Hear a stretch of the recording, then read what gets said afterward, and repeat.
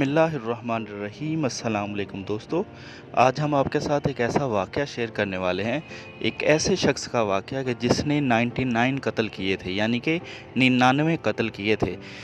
उसके दिल में अल्लाह का खौफ पैदा हुआ कि यार मैंने बहुत गुनाह कर लिए, बहुत लोगों को कत्ल कर लिया। कत्ल व गारत से उसका दिल भर गया, अल्लाह का खौफ उसके दिल में पैदा हुआ। तो उसने सोचा कि मैं तौबा कर लूँ।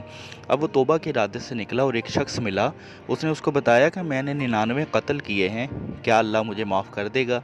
उसने कहा कि तौबा तौबा अस्तगफिरुल्लाह नाउज़ बिल्लाह, तुम माफ़ी के लायक नहीं हो, अल्लाह तुम्हें कभी भी माफ़ नहीं करेगा, तुम्हें सज़ा दी जाएगी और तुम दोज़ख में सड़ोगे। तो उसने उसको भी कत्ल कर दिया। अब हुआ क्या कि उसके पूरे 100 कत्ल हो गए।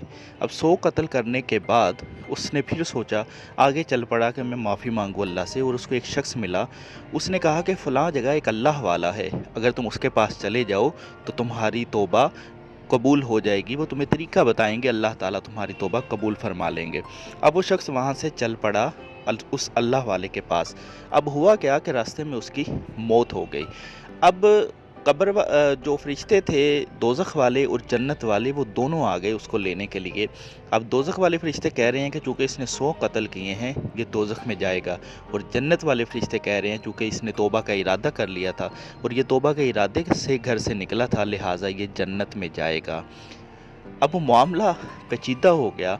अब आप ज़रा देखिएगा मामले की नज़ाकत को कि अब अगर हमने लाहौर से इस्लामाबाद जाना हो और सफ़र जो है वो 300 किलोमीटर है, और अगर हम लाहौर से चले हैं और रास्ते में हमारी गाड़ी ख़राब हो गई है, और अगर हमने 100 किलोमीटर का सफ़र तय किया है और 200 किलोमीटर का सफ़र बाकी है, तो इसका मतलब है कि हम लाहौर के ज़्यादा करीब हैं। और अगर हमने 200 किलोमीटर का सफ़र तय किया है और 100 किलोमीटर बाकी है, तो इसका मतलब है कि हम इस्लामाबाद के ज़्यादा करीब हैं। तो अल्लाह ताला ने फ़रिश्तों के दरमियान फ़ैसला फ़रमा दिया कि ये जहाँ से चला था और जहाँ इसने जाना था, इस टोटल सफ़र की पैमाइश की जाए। और जो सफ़र ज़्यादा करीब है, मतलब अगर उसने जहाँ उसकी मंजिल थी वहाँ पहुँचना था, अगर वो सफ़र कम है तो वो जन्नत में जाएगा, और अगर घर से चला था वो सफ़र ज़्यादा है तो ये दोज़ख में जाएगा।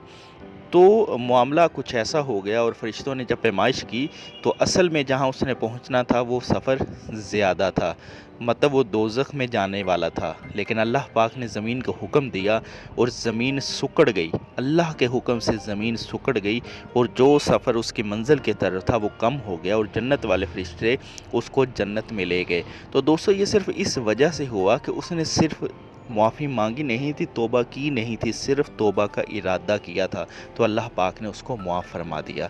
तो हम भी इंसान हैं, गुनाहगार हैं, ख़तावार हैं। अगर हमसे गलती कोताही हो जाए तो हमें चाहिए कि अल्लाह के दर पे झुक जाएं, मुआफ़ी मांग लें, ज़मीन पे झुक कर उसे सजदा कर लें तो भी अल्लाह मुआफ़ कर देगा। हाथ उठाकर दुआ फरमा लें तो भी अल्लाह मुआफ़ फरमा देगा। उम्मीद करता हूँ कि आपको ये वीडियो ज़रूर पसंद आई होगी और आप इसे अपने दोस्तों के साथ भी ज़रूर शेयर करेंगे। अल्लाह पाक मेरा और आप सबका हामी और नासिर हो। अल्लाह हाफ़िज़।